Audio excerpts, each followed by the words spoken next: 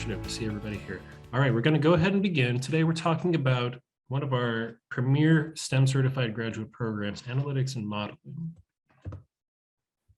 Joining us today on the presentation is Tiffany Kolba, Dr. Kolba, Associate Professor of Mathematics and Statistics, and the Program Director for Analytics and Modeling, as well as Jordan Billings, our Graduate Admissions Specialist for the program. If you two just want to say hi, introduce yourselves, feel free.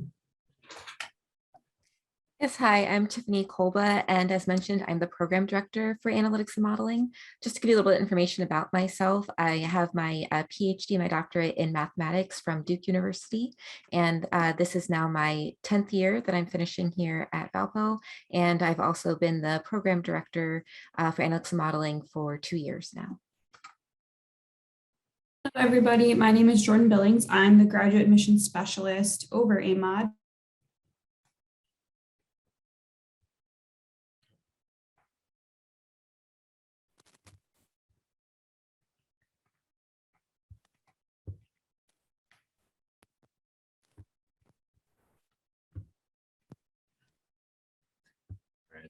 Thank you both. So what we're going to do today is we're going to talk a little bit about the program, just to make sure everybody on the call is very familiar with it. Some of you have requested information, some of you may have applied for it, and some of you may already be admitted to the program. So we're going to give you some good information about it to acquaint you with it in more detail. Dr. Kolba will be sharing that with us. I'll follow up with a little bit of information about Valparaiso University and Valparaiso, the city. So all of you are from abroad, and would like to give you a little bit of information to let you know about what this location is like, what are the benefits of studying at Valparaiso. And then Jordan will be following up with some information about the application process and some of the other follow-up pieces. So if Dr. Kolba, you would like to start us off, feel free. Yeah, so we first just wanted to talk about, why analytics and modeling. What are the benefits of a degree in this field? So I guess, first of all, analytics and modeling prepares you for jobs in data science, and data science is really one of the fastest growing fields currently. And so it's predicted that jobs in data science will increase by 22% over the next 10 years. So again, it's really one of the fastest growing occupations. It's also very high paid occupation. So the median annual pay for data scientists in the US is $126,000. So this is really one of the highest median pay for any of the professions that we have graduate programs for at Valpo. And then just also looking into the future, data science is going to be needed in more and more sectors. So one of the things that I think is so attractive about data science is it can be applied in so many different fields. And so there are sectors that are growing their data science teams in business, in government, in engineering, in healthcare. It's just, it has a lot of opportunities for you for future careers. Even in education, I would add. Yep. And so in terms of the program at Valpo, our program really focuses on integrating a coursework and knowledge from math, statistics, and computer science. So most of your coursework will come from those 3 fields, but it really integrates them and applies them to real world problems. And so a lot of our courses are very much focused on applications. We'll have projects that are really building those skills that you can immediately apply and transfer in your future career. One of the big things is training students to work with large and complex data sets. And so our courses, again, will be working with these real data sets to give you that preparation, and then also to be able to talk about your results effectively to technical and non-technical audiences. And so when you're applying for future careers, you want to be able to really communicate effectively about your experiences here, since that's a key skill that employers are looking for. Some unique features: we have fairly small class sizes and lots of personalized attention. So I know every single AMOD student at Valpo by name. I see them, they're in my classes. So they get to know our faculty. All of the students know each other. And so it's a really nice community among the students in the program. It's quite affordable. The program is 18 to 24 months. And I would say, usually it can even be 15 to 18 months. And so you can get your degree and then be starting in your career in a very timely manner. You can also, because it's a STEM field, for international students, you can be authorized for 24 months of OPT to be able to stay in the US and be able to apply the skills in your career. So in terms of a little bit more detail about the actual program, it requires 36 credits in order to graduate. And our courses are typically 3 credits. So when you see 36 credits, that's going to be 12 classes that you have to take. And so 15 of the credits, which is 5 classes, come from our core requirements. So that's ethics and information technology, our information management, which the information management IT 603 is really databases. So giving you skills in working with databases. We have CS 525 is simulation and modeling. AMAD 533 is data mining. And then we have a choice of either applied econometrics or statistics for decision making. So that's the statistics part of the core requirements. I teach that 540 every semester. So that'll be a class that if you come here, that I'll be your professor for. We also have a core application. And so the core application course is looking at really applying what you've learned in a certain field. So popular courses we offer for that are mathematical models for infectious disease, which has been very timely with COVID. So using those data science skills to look at modeling COVID and other epidemics. Another really popular core application we have is a business analytics course that we have taught by a grad who actually went out and has her own business and comes back and teaches the business analytics course for us. There's the capstone. And so the capstone is an internship or a research project.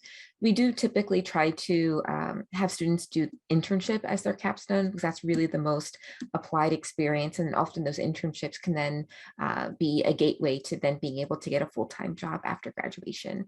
And so we help prepare you for that capstone experience, which is typically done in your last semester of the program. And there's also electives. So the remaining 15 credits, which is 5 classes, we have a robust selection of electives that you can choose from to complete your program. And then outside of classes, we do try to help support our students for professional development to give them those extra skills that are going to, again, help better prepare them for the internships and their career. So we had a group of students, this was before COVID, we took them to a workshop on data visualization in Chicago. And now that things are opening up again, we hope to be able to, take our students to those sorts of experiences again. And then we also took students to the Data Fest, which is held at Loyola University, again in Chicago. And actually you see a picture here of our Data Fest team. So that was, in that picture, it's split between our graduate students in analytics and modeling, as well as some of our undergraduate students. And we actually had our team win a prize at the Data Fest for having the best data insight. So Data Fests are like data competitions where you apply what you've learned on a problem. There's teams from different schools, and that's a really, really great experience, kind of things that employers are looking for, having that experience.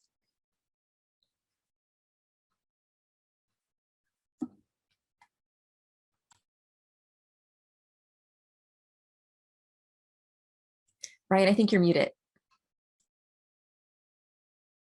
2 years of pandemic and Zooms, and we still have these issues occasionally, don't we? Thank you, Dr. Kolba, for letting me know about that, and also for the information about the program. Very exciting program at Valparaiso University, one of our honestly most prestigious STEM programs to enter into at the university. So we've talked a little bit about what makes the program attractive. Let's talk about Valparaiso University and Valparaiso as a whole. And as international students, there are a few elements of the university that we find are very good for university, all international students. One is the location. Valparaiso is kind of primely located next to one of the major metropolitan cities in the United States, that's Chicago. We'll have a slide a little bit later to give you an idea of where it falls in the overall geography of the United States. But you have a nice combination of Midwest small city experience plus large city urban experience. And you get the benefits of that culture, American culture and broad international culture in Chicago, but you also have the benefits of kind of smaller town culture in Valparaiso itself. And you get the benefits of the safety of Valparaiso. So it's a very safe city. It's a very welcoming city, a very delightful, little charming city as well. What do we also provide here? Professional preparation. So Valparaiso University is a career center like many other universities, but what sets us apart is our individualized attention. We have a lot of helpful people here, including your program director and other faculty members who are going to be very interested in making sure that you succeed, not just in the program, but afterward. So we'll be preparing you for a career with a degree in analytics and modeling, career in data science. Our university is very affordable, and we offer a lot of value for quality. So we're highly ranked. And our tuition for a university of our profile is actually very low, right? It's very competitive with other universities of our stature. And you get a lot out of that as well. So not only do you get premier academic experience, but you also get, with a STEM degree, the 12 months of OPT, but also the 24-month STEM extension. So in total, you get 36 months of OPT following graduation. And for a degree that cost you only about, on total, maybe $25,000, $26,000, very good outcomes for that sort of program. We have a lot of resources on campus, which we'll get into a little bit. And the overall Valpo experience, an experience of wonderful services, campus diversity. You're going to meet students from all different kinds of backgrounds at Valparaiso University, in addition to American students, right? So you have many networking opportunities. You'll get used to the community of Valpo. You'll get welcomed to the community of Valpo, not just the community on campus, but the community in the city. About that location, right? Chicago, major metropolitan area. I think it's either the third largest at this point in the whole country, and also making it one of the world's largest. Many delightful opportunities at Chicago. You can go to the beach, you can go to the concert hall, the opera, you can attend any kind of events that occur there. Lots of cultural experiences, lots of restaurant dining experiences. And here's a little slide about the location as well. You can see right here at the tip of Lake Michigan, one of the Great Lakes in the United States. Lakes so large, actually, we call them Great Lakes. So when you go to the Great Lakes, it's a little bit like going to the seafront or even the ocean front, right? I mean, that's what the experience is like. Not everybody has that in the United States. We're just so privileged to be located next to one. And you can even swim in it occasionally, but it is kind of chilly. So, and we've had a little bit of a cold snap this spring. So, but anyway, it's an ideal location, small, safe town, parks, but also a lakeshore experience. And you're not far away from major metropolitan experiences, but also other metropolitan experiences, right? If you take time to take a flight, you can be at New York in 2 hours. You can go to Washington, D.C., Miami, or even if you want to visit California, right? It's all within reach. Now at Valpo, we value our international culture highly. We have numerous groups that are on campus that help elevate the culture on campus, largely organized by the Office of International Programs. That's our hub on campus, located in the Gandhi King Center in the Union. The Valparaiso International Student Association visa looks out for the concerns of international students. It is part of the governance structure, so they have a voice on campus, and they even talk with the president on occasion. Like I said, our career services, and then many student associations, right? But also events, festivals, celebrations, and an annual world banquet. It's a place where everybody can show their food off, sample food of different cultures. It's a wonderful little threading of American culture, but also international culture, right? And people on campus generally are very excited to see what the international students bring to the table.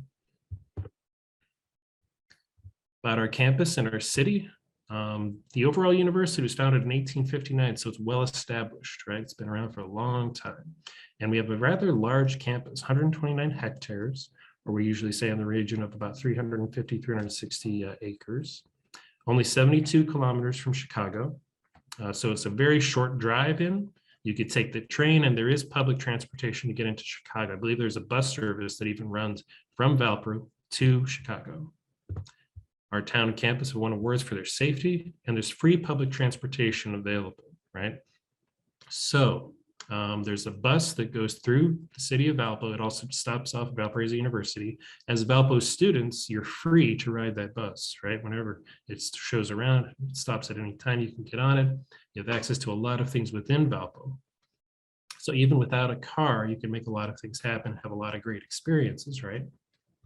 And the average 2-bedroom apartment costs around $890 USD. but there are other options available, and even the university itself is looking to provide some very attractive housing options for international students this fall. So we'll be sharing more information about that coming up in the next few weeks. And we're going to have a webinar too to demonstrate some of the housing opportunities on campus, which are actually really nice, really exciting, lots of great amenities, and also affordable. So for a lot of our international students, they don't have great budgets to spend on housing. I know you guys pretty shrewd customers, right? Got to make every dollar work. We're very attuned to that need, and we're looking to provide some resource to that effect this fall. And speaking of other things in Chicago besides cultural experiences, many employment opportunities. Boeing, United Airlines, Motorola, IBM, just a sample of different companies that have headquarters in Chicago or nearabouts. Even Indiana, you have some major headquarters located not far from us. And so there are a lot of opportunities for international students seeking internships following graduation. And we've seen some really great results from our students. So with Valpo, we empower you with the degree. We send you forward into the world. You get great jobs.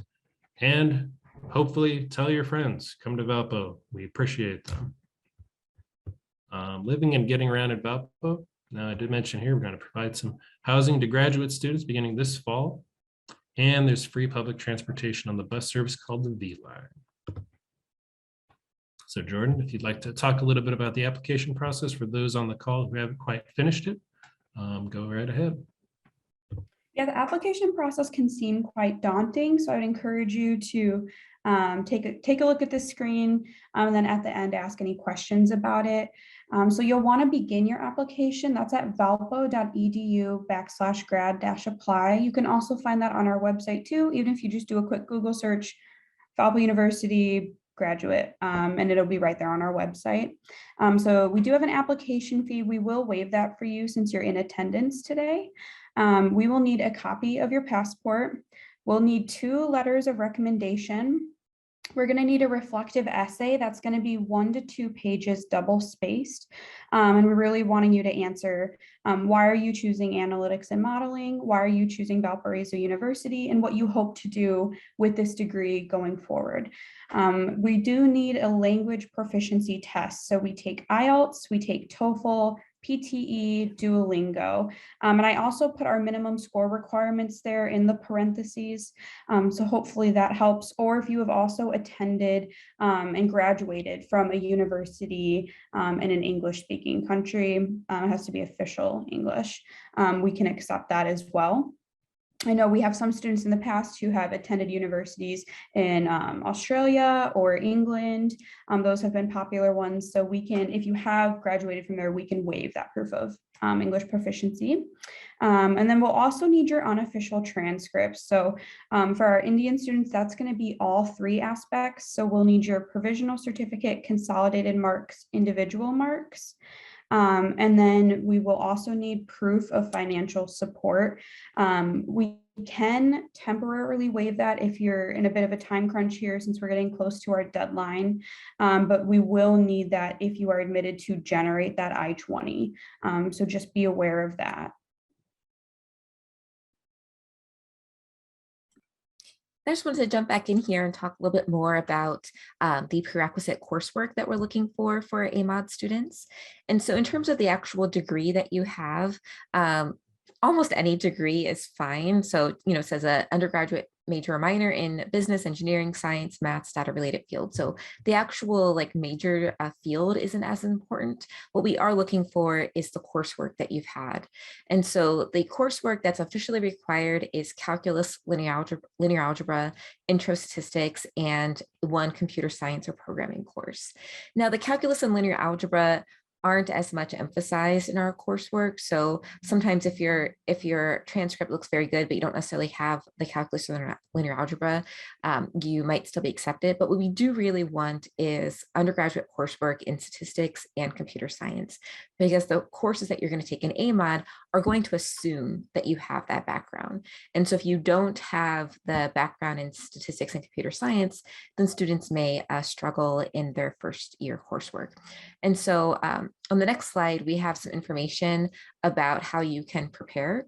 So oftentimes students have taken statistics and computer science, but they might have forgotten some from their undergraduate coursework. I know some students are coming right from their undergraduate degree. Some students have had a gap between when they graduated, or just might not have had as much of a rigorous background. And so what we're really going to encourage students who are starting in analytics and modeling this fall is to do some preparation over the summer to make sure that you're successful in your first semester in the program.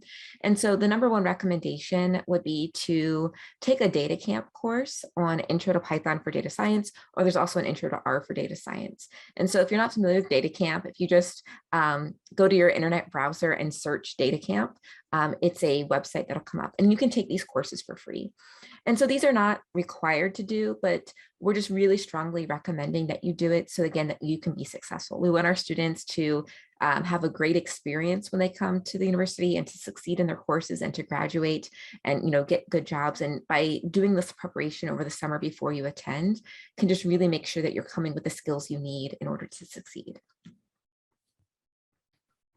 I will add there that any students who complete those courses and arrive for orientation, I will have a little something special for you, just to give off to you. And thanks for preparing for the coursework. I believe we have some time for questions here. So if anybody wants to ask anything, feel free. I know I saw one hand raised by Sharon Namala.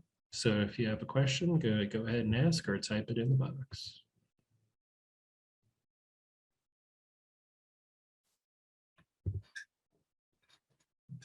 Anaru, would you like to ask a question? Yes. Go right ahead.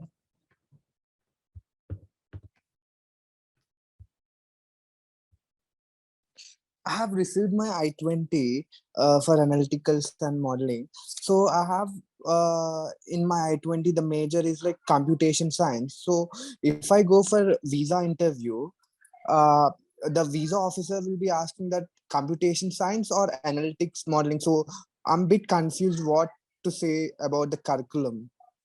Can you please explain about that? Sure.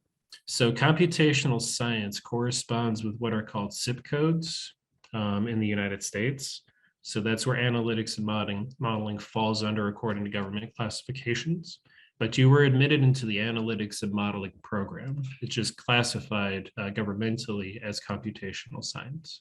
So that's what you'll want to tell the visa officer, that the program on the admission letter is the program you were admitted into, and the I-20 is correct because it's reflecting what the government classifies the program as, since the I-20 is a government document. That's a good question.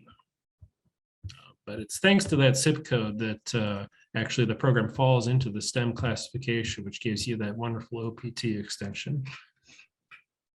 I saw a question come into the chat about the course timeline, so I can just take that one. So we have already sample course maps for your degree for students who are starting in fall 22. So the plan would be, if you're admitted and you enroll for fall 22, you'll take 3 courses your first semester, along with, we have a course that is for all international graduate students. That's not analytics and modeling, but it's a 0 credit course to help give you tips for academic success. And then you would take 4 courses in spring 23, 4 courses in summer 23, and then the plan would be then in fall 23 to do the internship and to graduate in December 23 would be the plan. So it's almost more like, it's closer to 15 months than 18 months. So you would have, again, 3 courses in the fall, 4 courses in the spring, 4 courses in the summer, and then just your internship for the last semester in fall 23. That's the sort of the recommended plan, but it can always be customized.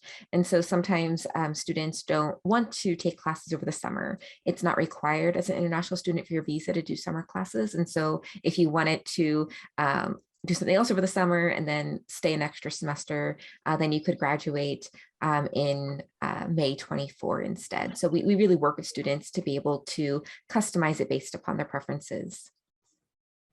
That's right. And just an additional note on that as well. So that customization is a wonderful option for students, We don't necessarily recommend speeding through programs, right? So you can take the full duration, take your time, take the summer off, right? But if you are interested in really getting your program done as quickly as possible and moving on to your practical work experience, it is possible. And we know that that is a very increasing interest among our international students. A lot of students are very interested in completing their programs faster.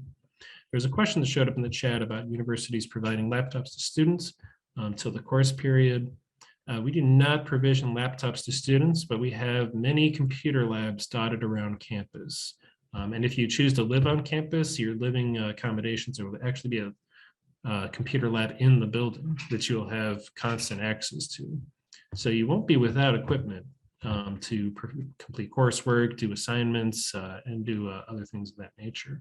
And even in many buildings, there are often computer kiosks stationed, so you can go in and check your account at Valpo or do anything necessary on them whenever you need it.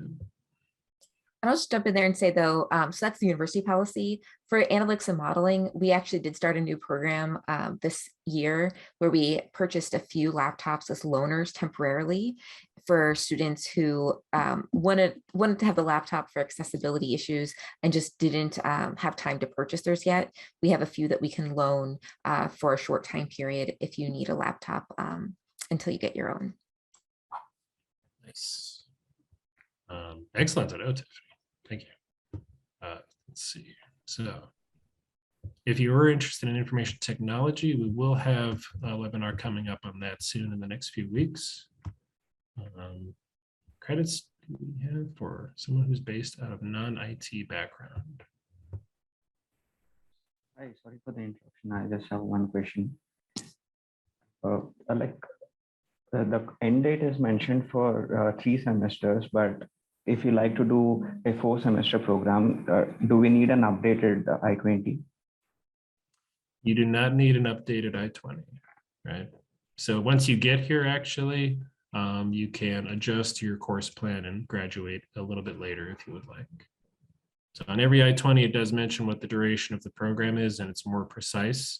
But once students actually arrive, you have a lot more flexibility. So that's just the necessity of the document. Thank you. Thanks for the information. Of course. Hi. Yeah. Yeah, actually, there is no thing about the insurance in the I-20 mentioned. Will there be any problem for the international students until we get to the university regarding the insurance? So once you get to the university, actually maybe in advance of it, I'm not sure when exactly, but you are required to purchase the university's insurance, which is pretty affordable. It averages around, I think, $120 to $150 per month. Not much in the course of your overall tuition expenses. But it is something that is built in and that we expect you to purchase. You'll get more information about it from our Office of International Programs. So if you're admitted to Valparaiso University, they'll start their pre-arrival messaging fairly soon here in the next few weeks. And there will be a message specifically about healthcare and things that you need to do, vaccinations, immunizations that you need to be up to date with, as well as information about the insurance that's provided. And it's a very good offering. And like I said, you are required to take it just to make sure the university is required to make sure that all their students are appropriately insured and that you have a good quality insurance. So that's why we have found a really nice provider, and it's the same for everybody. Yeah, thank you. You're welcome. Good question. Let's see here. So another question about if you're denied your visa, is there any way the school can assist for a seamless entry? So we have a webinar coming up in the next few weeks. We'll send an invitation out shortly to all admitted students. So if you haven't been admitted yet, you haven't completed your application, do so as quickly as possible so that you have a chance to get in on this webinar. We'll do a couple of them, but around mid-May, we'll launch this webinar, and it's going to be strictly about next steps for international students. That includes preparing for the visa interview and a lot of information that we've gathered that helps students to pass their visa interview. Of course, we can't guarantee that. I wish we could provide a seamless entry for students, but what we can do is prepare you as well as possible. And there are a lot of things that you can think about, tips, even from our current students. We've gathered advice from them on the experiences that they had during the interview process. So that's the best thing we can do for you, I think, is, be sure you're attending that webinar, follow us, ask us for some advice. If you want, you can email me personally. I'm happy to walk through the process with you and provide you with some guidance that we give students. The number one thing I tell students is don't worry if you're denied. You have opportunities to try again. Even if you don't make it for this intake, we're always happy to defer your admissions. So once you're admitted, you have the opportunity to extend that admission to following intakes if you can't get in. And the number one thing that's going to prevent you from getting a visa really is yourself, right? If you give up, if you lack the motivation, so you need to be motivated to get it. You need to keep up with it and try again. I've had students who were denied, 3, 4, 5, 6 times and then get it on the 7th time, right? And it's worth it for the work. Those are the students that particularly treasure when they finally arrive on campus, but it's definitely worth the effort. Thanks, Rehan. I have a question. So make sure, please confirm that the visa tips and visa whatever you were planning. So make sure, please confirm it and send. Yep. So that will be very helpful for us. Of course. And yeah, thank you so much. No problem at all. So look out for an invitation. It'll be coming soon in the next few days. And then you can register for that webinar. And that'll be a very fun and active webinar too, right? Very interesting to talk about the visa process. I know it's a little daunting, a little scary for a lot of international students, but it's fine. We'll go over it. And once you finish it, you'll be well prepared for going on to visa interview. There's a question for you, Tiffany, about classes per week and classes per day. Yeah, and so class attendance is really important at U.S. institutions. And so you'll be taking 3 classes in the fall, and you will be expected to make sure that you do attend every class session. So for the classes in the fall, I can tell you, so we do already have them scheduled, the times. One of the classes will be Monday, Wednesday, Friday. I think it's scheduled at, I want to say 9 a.m. Central Time. So it'll be one class will meet once a week, Monday, Wednesday, Friday for 50 minutes. And then one of the classes is a Tuesday, Thursday class. So at our university and a lot of universities, you either have Monday, Wednesday, Friday for 50 minutes or Tuesday, Thursday class where it meets for 75 minutes. So it's a total of 150 minutes per week for the class attendance. And then for the third class that we have on the recommended plan for the fall will actually be an online. Due to visa requirements, you're allowed to have 1 online class per semester. So the idea was that you'd have 2 classes that are fully in person and then 1 class that you take online. And so the number of hours that you're in class each week is not that high, right? So it's you have lots and lots of free time. And so one of the things that we really encourage students to do is that's not really free time. That's time you should be studying and you should be doing homework. And so we do recommend that you, find study groups. We have spaces on campus that you can study and really try to use that time effectively, because I know, especially in Indian universities, you don't have homework due that regularly. Usually it's just exams. But in US institutions, and particularly at Valpo, you'll have homework due at least once a week. And so you want to really make sure that you're not only attending class, but that you're using the time to do the homework and making sure that you're submitting all your assignments in a timely manner, because it won't just be like an exam at the end of the semester. There'll be lots of assignments throughout the semester. Good advice. And a bonus for anybody who chooses to live on campus. If you have that accessibility to your classes, they're just a short walk away. That's really going to maximize the time you can get to study and even recreation, right? So there's a good question here about fee structure. So I'll definitely, if you want to send me an email, I can provide you with some information about the fee structure, give you a nice detailed explanation of what those fees are. And I can, if you need it, I can put it on the official university letterhead as well, which some students have found useful. There's one caveat that I have to explain to you if you're taking loans for funding your college, right? we need to see the actual disbursement of the loan in a liquid bank account, right? So a loan sanction letter, a loan offer letter is not sufficient to satisfy the proof of finance requirement, unfortunately. I wish it were not the case, but the burden of proof is fairly high, right? So you need to have actually received the loan funds and have it in an account, and then be able to share with us a statement from an account for us to consider the proof of financial requirements satisfied. Hello, Ryan. Hello. Yeah. Yeah, when it comes to many of the universities are providing a specific program as a business analytics or data analytics or any other, but when it comes to the Valpo, they are only mentioning as a analytics and modeling.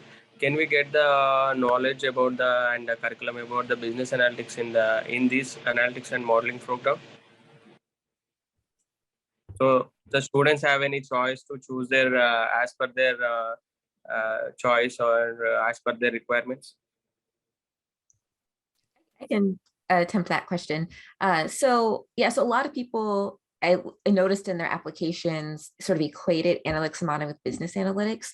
So our program is not really a business analytics program. Business analytics is going to be just very focused on only business applications. And I would say our program is a lot broader. So we have a course on business analytics, and that one we'll be offering in spring 23. We already have that one scheduled for that semester. And so we have a course that's specifically business analytics.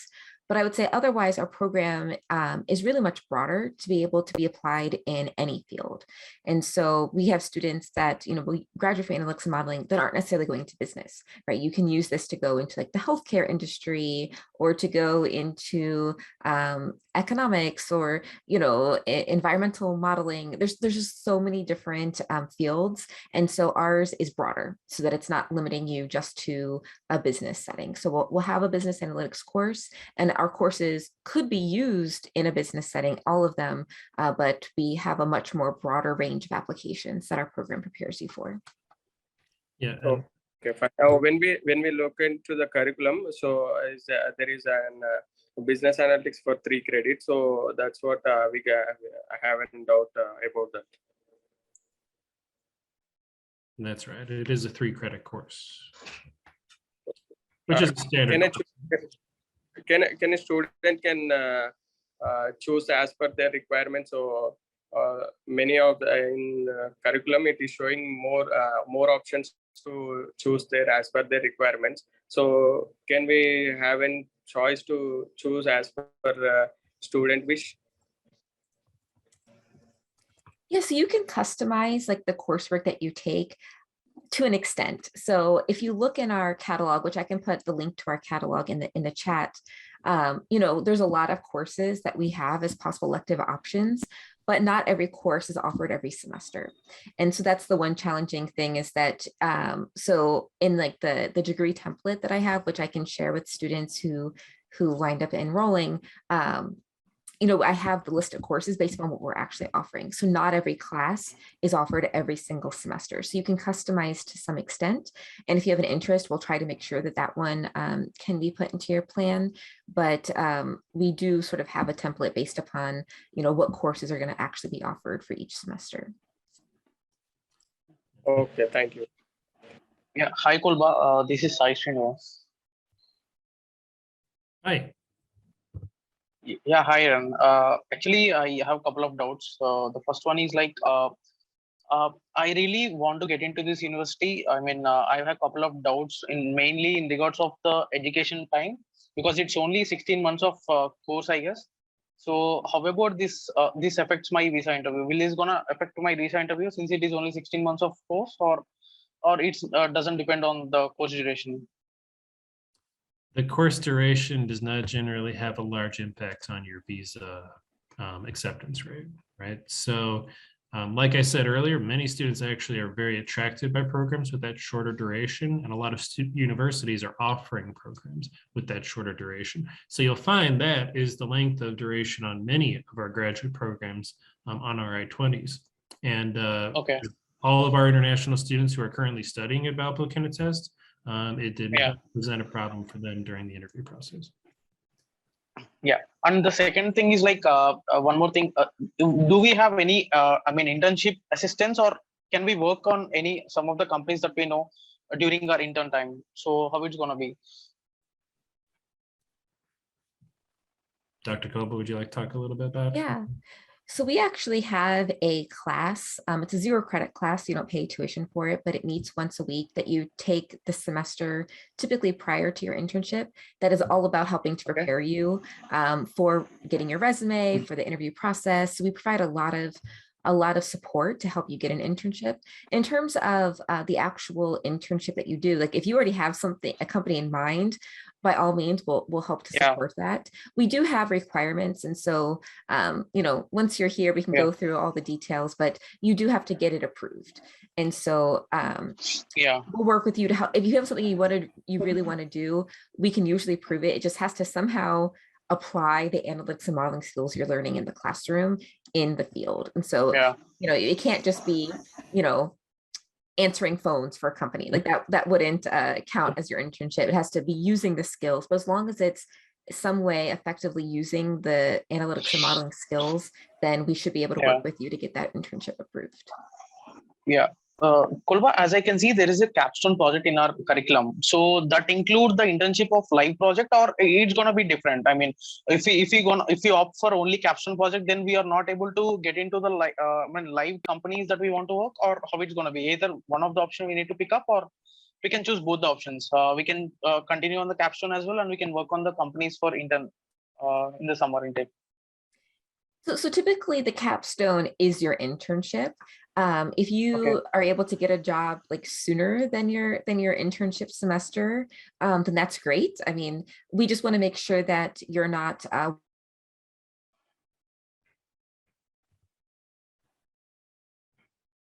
Yeah. Oh. Okay. Tiffany cut out a little bit. Hi, Kolba. While we wait for Tiffany to come back, just one point I'd emphasize about the internship is that we do have resources on campus to help you find an internship. If you do need help locating one, we have lots of recommendations that we can give you. We have professors who have had experiences locating internships for students. We welcome students to bring in their excitement and enthusiasm for it, but we will help you get one. Great. Thanks, Ram. If anything comes up, I'll definitely mail you regarding this. Yeah. Sure. And something else I want to mention about the program, and that's that, you get the opportunity to do research in the program and actually present it. And annually, we have a symposium where students can present their research to other students at the university and to the faculty of the university and get recognition for that. So it's a very attractive option for a lot of students who want to present data research projects that they work on in class. And so that's another great opportunity for you to, put yourself out there, get lots of valuable experience, and then translate that into the job market. And let's see here. I know there were some other questions here in the chat. Can I know about the scholarships which provide for students are considered for scholarships at the point of admission. I do emphasize that if you are selected for a scholarship, number one, it's a very small population, so most students do not receive scholarships. We keep our tuition deliberately low so that it's affordable. At a lot of universities that do offer large scholarships, what you'll see is that their tuition is actually very high. So it's a lot of expense right on the tuition side. And the scholarship is just really kind of a, it's illusory that you're really saving money. You're still going to spend a lot of money at those universities, but we do still consider students for reasonable scholarships to help offset the expenses. And many students, when they get to campus, often find work on campus to help also with covering their living expenses. But as I said earlier, of course, you do have to provide proof of finances to demonstrate your ability to fund the program. If you have any questions about the proof of finance requirement, please feel free to email me. I'm happy to clear any doubts that you have about those. And,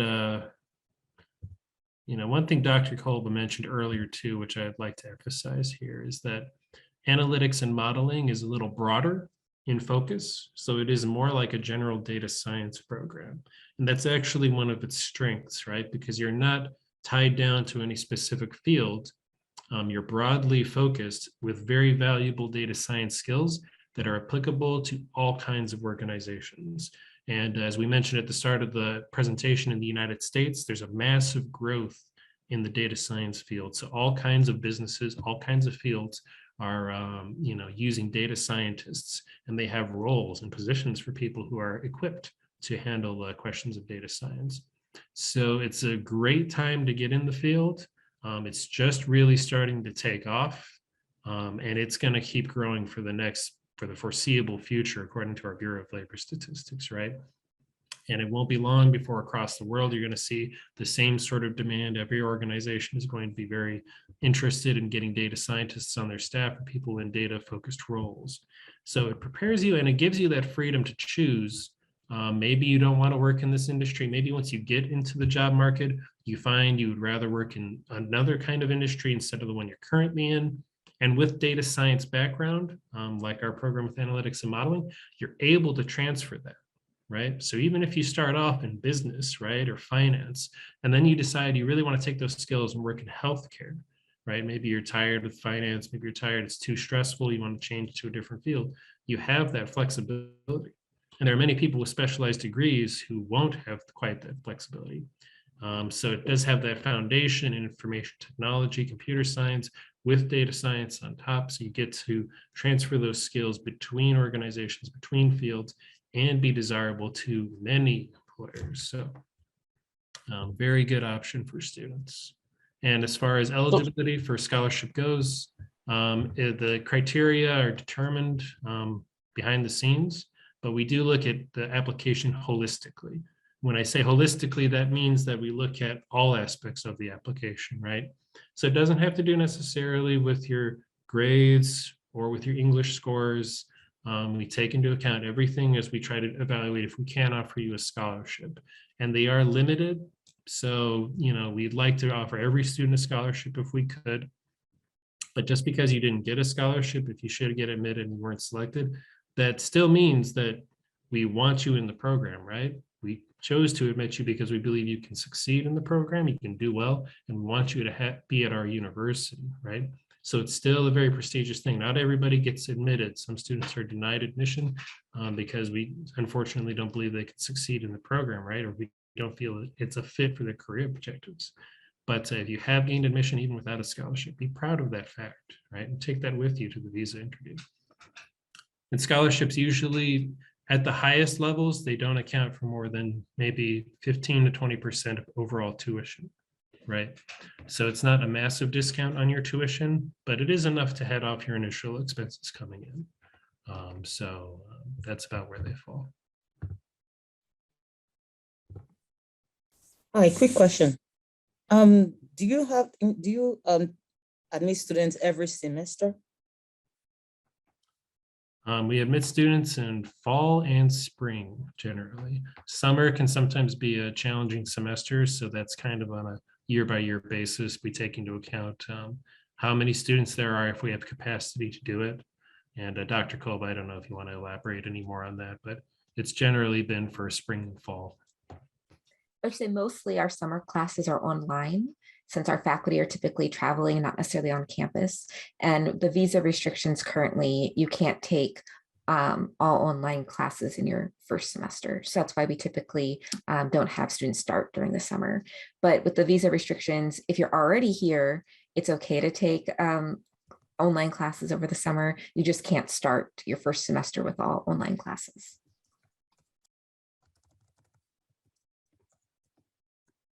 And if you're interested in viewing the curriculum for the program, I highly encourage you to check out our website. You can find the program through there. I'll go ahead and type it in the chat box here and let you know. But just in case you want to familiarize yourself with the curriculum, which is a good idea to do in advance of your visa interview. Make sure you're familiar with your curriculum, your faculty members. But just as a tip, since I know somebody on this call mentioned that they have a visa interview in 6 days. So good luck to you, first of all. But here's your #1 tip, right? The visa officer is looking to evaluate to make sure that you're pursuing the visa for the right reason, which in F1, a student visa, is a non-immigration visa, right? It's not expected that you're going to immigrate to the United States.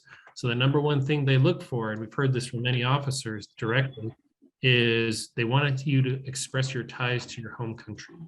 They want you to talk about your ties within your home country and help you emphasize a narrative or story that you will study in the United States, you'll do your internship and training in the United States, and then you will go home and take that knowledge with you to your home country to continue on in a career there and better yourself and your country, right? So that's the number one thing they look for. The number one reason that visas are rejected is because they suspect you're trying to immigrate to the United States. So some key, just quick tips is don't mention relatives in the United States if you have them. It's not a good idea to talk about people or roots in the United States. You want to talk about your roots in your home country, right? So try to emphasize that. And the interview will be very quick, usually lasts no more than a few minutes, right? And some officers, it might be just 5-6 questions.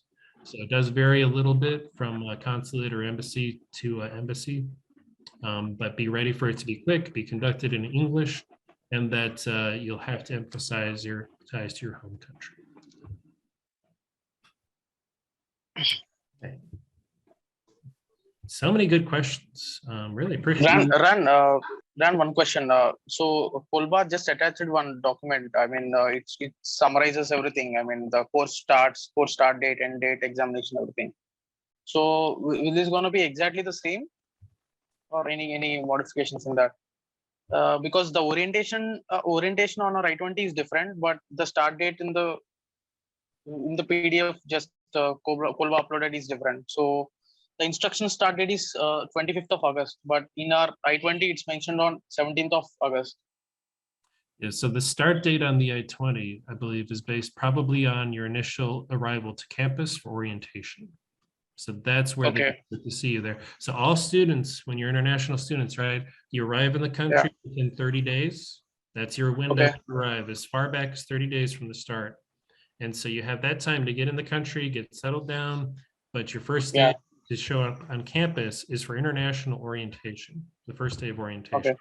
We'll check and then one last question. Got it. I'm sorry to interrupt you. One last question. Do we need to do anything before we enter into the college? I mean, any process that we need to do after getting visa or before visa during this 3 months of process? Yes, there are a few things that you can do to help prepare yourself to get here, right? So the main thing, of course, is getting your visa. So prepare for that. And once you have your visa, you'll have, that will largely be what you need to do in order to arrive. But we will be sending information via email. So look out for our pre-arrival messages from the Office of International Programs. And there's going to be 5 emails that come out, and they generally come out once per week. And those 5 emails will go step by step to prepare you in order for different things that you need to be thinking about, right? And to help you prepare. So that said, I understand, you know, it's a very stressful time for international students. You have a lot of things going on.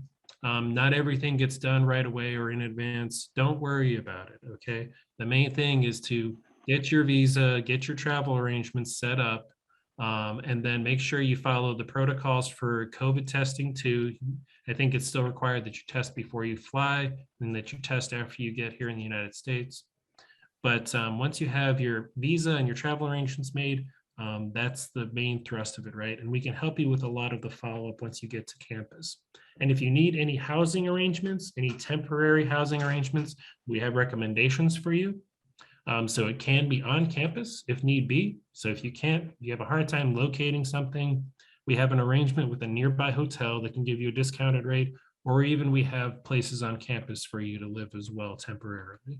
So just keep us informed.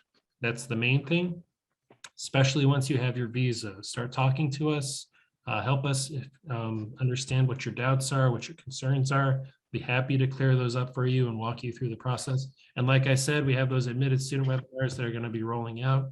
That'll also be helpful with a lot of preparatory information, not just about visa interviews, but arrival and other travel details. So be sure to attend those as well. Hi, I have a question. I have two questions. One is like you mentioned like after finishing the course, we have only option of working as data scientist, or we have any other like roles and responsibility we get. And one more thing is, after doing MS in analytics and modeling, do we have any chance that we can do PhD in a particular subject? So a couple different questions there. I think the first is that we emphasize your internship is preferably oriented around data science, that there is something having to do with that. So that is a part of it, right? Now, some students, I do think, move on from their internship and do other things too. So you have some flexibility there. And it's not necessarily that you're locked in. And then as far as going on to a doctoral program, Dr. Kolba, I don't know if you want to weigh in on that question. I would say it's possible, but that's not really what the analytics and modeling program is set to prepare you for. The analytics and modeling program is really a professional master's degree to prepare you for working in a career in some sort of data science field. Your job title might not be data science, but somehow using data skills in the workforce.